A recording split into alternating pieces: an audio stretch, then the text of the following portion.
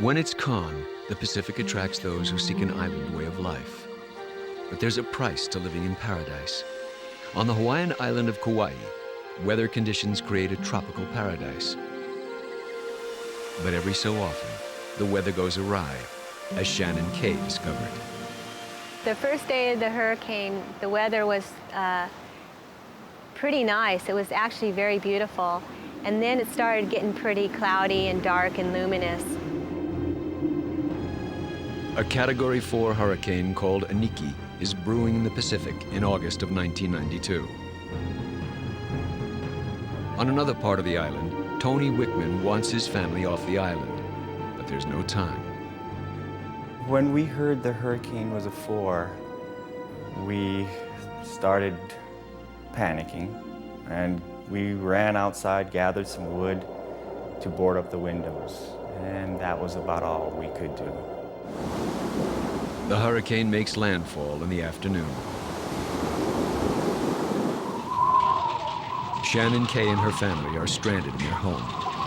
You could hear the roof shaking and everything rattling, and it did not sound like we should be inside. We went back and sat in the truck, and you could see my roof lifting up off of the top of the house and flopping up and down in the wind. My mom was yelling at me because I was up, and she wanted me to stay down, duck down in the truck. But that was the weirdest thing, seeing everybody's roofs flying down the street.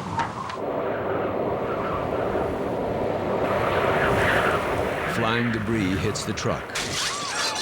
They decide to escape, but that means driving through the hurricane. We had feelings of dying, and because we had watched the news the night before of Florida getting hit by Hurricane Andrew and saw the houses that were flattened and leveled.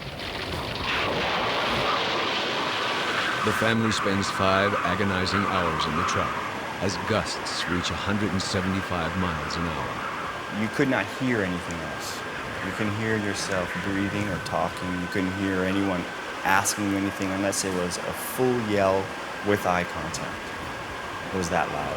Tony leads his family to a downstairs studio off the main house, a decision that saves their lives as the top floor loses its roof.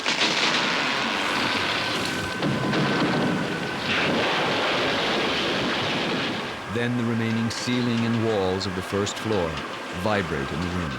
It danced like I've never seen wood dance before. It literally bowed and buckled and swayed until piece by piece all 4 walls blew in. Tony joins his family in the downstairs studio, the one surviving room of the house. We both stood there and cried for a minute.